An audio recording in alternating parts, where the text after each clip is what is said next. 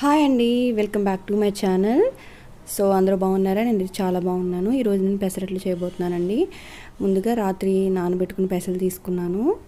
So బాగా నానిన తర్వాత మిక్సీ జార్లోకి తీసుకున్నానండి. దాంట్లోకి ఒక పచ్చిమిర్చి, అల్లము వేసుకున్నాను, ఎల్లిపాయ వేసుకున్నాను. ఇలా వేసుకోండి, చాలా బాగుంటుంది హోటల్ స్టైల్ లాగా. సో పెసరట్టు తినని వాళ్ళు కూడా తింటారనమాట. కొత్తిమీర వేసుకున్నాను, చాలా బాగుంటుందండి. ఒకసారి ట్రై చేయండి, ఎలా ఉందో ట్రై చేసి నాకు కామెంట్ చేయండి. సో పిండి చూడండి, మిక్సీ పట్టుకున్న తర్వాత ఇలా ఉండాలన్నమాట. బాగా నీళ్ళుగా ఉండొద్దు, నీళ్ళుగా ఉంటే రాదు. తర్వాత సాల్ట్ వేసుకున్నానండి. మీకు సరిపడినంత సాల్ట్ వేసుకోండి. ఫస్టే ఎక్కువ వేసుకోవద్దు, ఎందుకంటే పెసరట్లు కదా, బాగోదు ఉప్పు ఎక్కువైతే. నేను ఉల్లిపాయలు, పచ్చిమిర్చి, అల్లం, అలాగే జీలకర్ర వేసుకున్నాను. ఇవన్నీ కలుపుకోవాలి బాగా.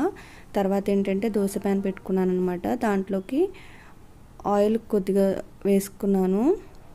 సో ఆయిల్ మొత్తం ఆ ప్యాన్ అంతా అయ్యేలాగా మీరు చూసుకోవాలండి, లేకపోతే పిండి అక్కడే ఉండిపోతుంది.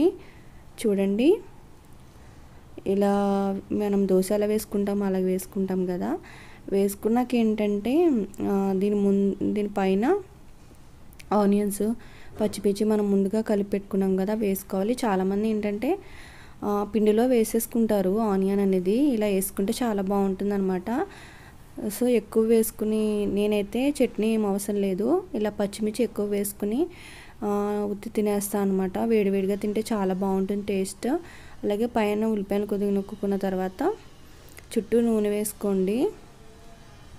అలాగే మధ్యలో కూడా నూనె ఇలా చిన్న చిల్లు కింద పెట్టుకుని దాంట్లో నూనె వేసుకుంటే సో లోపల కూడా నూనె వెళ్తుంది అనమాట. అప్పుడు పెసరట్టు బాగా వస్తుంది. సో మీలో ఎంతమందికి పెసరట్టు ఇష్టమో కామెంట్ చేయండి. నాకైతే పెసరట్టు చాలా ఇష్టము. సో ఇలా కాలిపోయిన తర్వాత ఇంకా మనం ఏం చేయక అవసరం లేదనమాట. ఒక్క నిమిషం అలా పక్కకి తిప్పి ఉల్లిపాయ కొంచెం ఫ్రై అయింది అనుకున్నప్పుడు మనం తీసేసుకోవాలి.